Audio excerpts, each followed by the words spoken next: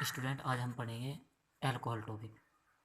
तो सबसे पहले हम यहाँ पे इसकी डेफिनेशन पढ़ेंगे कि हम इसे डिफाइन किस तरीके से कर सकते हैं कि अल्कोहल होता क्या है। किसी एल्केन अणु के एक या एक से अधिक हाइड्रोजन परमाणुओं को समान हाइड्रोक्सिल समूह, जिसे हम OH बोलते हैं, के द्वारा प्रतिस्थापित करने पर प्राप्त यौगिक अल्कोहल कहलाते हैं। देखो, मैं ये कहना चाह रहा हूँ आपसे, आपने हाइड्रोकार्बन के बारे में पढ़ा था। अगर हम उसमें एल्केन लेते हैं, एल्केन को जनरल हम क्या करते हैं, RS से शो करते हैं, और अगर इसका हम H हटा दें और यहाँ पे OH जोड़ दें तो हमारा क्या बनेगा, ROH बन जाएगा, जिसे हम बोलते हैं एल्कोहल। मतलब इसे एल्कोहल कहते हैं।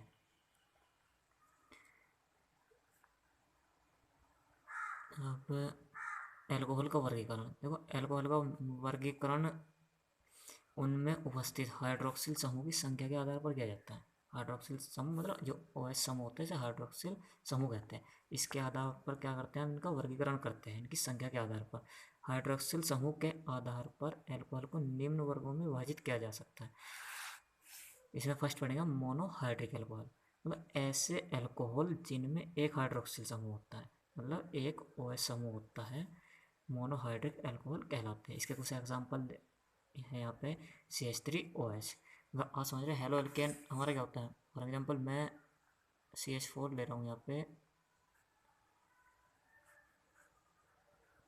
ठीक है ना। ये क्या है हमारा, ये हमारा एल्केन है। अब इसका हम क्या लिखते हैं, CH4 को ऐसे लिख देते हैं हम जनरली। तो हमारा हेलो मतलब ये हमारा क्या है, एल्केन है। हम क्या करेंगे, एल्केन का अगर H हटा के यहाँ पे हमने OH कनेक्ट कर दिया, मतलब यहाँ पे मैंने H की जगह क्या बना दिया, OH बना दिया, तो ये हमारा क्या बन गया, एल्कोहल बन गया। और इसका नाम क्या होगा, मतलब ये हमारा बन जाएगा CH3OH, मैथिल एल्कोहल। इसी तरीके से अगर मैं 2H को हटा के 2H का जोड़ दूँ यहाँ पे, तो हमारा बन जाएगा CH3CH2OH। ये बन जाएगा हमारा एथिल एल्कोहल, ठीक है ना। ऐसे ही हमारा CH3CH2CH2OH, मैंने क्या किया, यहाँ पे 3 H हटा दिए और यहाँ पे 3 OH जोड़ दिए, तो ये बन जाएगा हमारा प्रोपिल एल्कोहल। देखो इनका नाम बेसिक आपने 10th क्लास में पढ़ा है। जैसे हमारे अगर कार्बन एक है तो मैथ बनता है, इसलिए मैथिल एल्कोहल बना है हमारा। यहाँ पे 2 कार्बन आ रहे तो यहाँ पे 2 कार्बन मतलब क्या बनता है, एथ बनता है, एथिल एल्कोहल। 3 के लिए प्रोप बनता है, इसलिए इसका नाम हो जाएगा propyl alcohol. Second, dihydric alcohol, ऐसे एल्कोहल जिनमें 2 हाइड्रोक्सिल समूह उपस्थित होते हैं डाईहाइड्रिक एल्कोहल कहलाते हैं। है ना। यहाँ पे हम देख रहे हैं, मैंने आप देख रहे हो यहाँ पे, देखो हमने CH2OH CH2OH, तो यहाँ पे क्या बनेगा हमारा, एथिलीन बनेगा। ये क्या बनेगा, एथिलीन। क्योंकि आपने हाइड्रोकार्बन में पढ़ा हुआ है कि यहाँ पे हमारा जनरल फॉर्मूला बन रहा है इनका, ये हमारा जनरल फॉर्मूला बन रहा CnH2n, तो इसलिए हो जाएगा हमारा एथिलीन ग्लाइकोल कहते हैं इसे। थर्ड हमारा डाईहाइड्रिक ट्राईहाइड्रिक, ऐसे अल्कोहल जिनमें 3 हाइड्रोक्सिल समूह उपस्थित होते हैं ट्राईहाइड्रिक एल्कोहल कहलाते हैं। इसमें आप देख रहे हैं यहाँ पे 3 OH जुड़े हुए हमारे, ये हो जाएगा हमारा ट्राईहाइड्रिक एल्कोहल, जिसे हम क्या बोलते हैं, ग्लिसरॉल कहते हैं। नेक्स्ट, पॉलीहाइड्रिक एल्कोहल, तो ऐसे एल्कोहल जिनमें 4 या 4 से अधिक हाइड्रोक्सिल समूह उपस्थित होते हैं पॉलीहाइड्रिक एल्कोहल कहलाते हैं। मतलब 4 या 4 से अधिक। तो हमने यहाँ पे OH, यहाँ पे ये OH, यहाँ पे 4 लिखा मैंने, यहाँ पे 4 मतलब, और यहाँ CH2OH, मतलब यहाँ पे इसके बीच में 4 जुड़े हुए ऐसे ही, CHOH, तो इसे बोलेंगे हम सर्बिटोल। क्या बोलते हैं, सर्बिटोल। OH समूह, अब देखो ये तो हमने इनकी संख्या के आधार पर OH हाइड्रोक्सिल ग्रुप के, मतलब इनके हमने जो वर्गीकरण किया है, हमने किया था ये इनके समूह, जो समूह होता है हाइड्रोक्सिल समूह मतलब OH समूह होता है, उसकी संख्या के आधार पर। देखो अब हम एक जनरली इसको OH समूह से जुड़े कार्बन के आधार पर भी हम इसको डिवाइड कर लेते हैं, इनका वर्गीकरण करते हैं।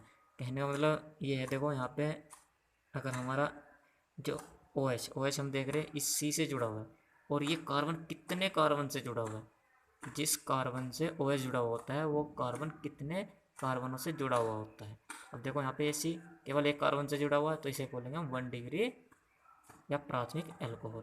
इस तरीके से OH यहाँ इस सी से जुड़ा हुआ और ये कार्बन क्या हो रहा है हमारे 2 कार्बन से जुड़ा हुआ है, इसलिए ये हो जाएगा हमारा द्वितीयक एल्कोहल, इसे बोलते हैं 2nd डिग्री। और इसी तरीके से अगर OH जिस कार्बन से जुड़ा हुआ अगर वो 3 सी कार्बन मतलब सी कार्बन से वो कार्बन 3 कार्बन से जुड़ा हुआ है, तो इसे बोलते हैं तृतीयक या 3 डिग्री कार्बन। मतलब मैं ये कहना चाह रहा हूँ, हमने देखा कि OH उसे देख लो OH किस कार्बन से जुड़ा है और वो कार्बन कितने कार्बन से जुड़ा है, उतनी डिग्री ही हमारी कार्बन की हो जाती है। इस तरीके से हम इसको क्या करते हैं, प्राथमिक अल्कोहल, द्वितीयक अल्कोहल और तृतीयक अल्कोहल कैटेगरी में डिवाइड कर लेते हैं।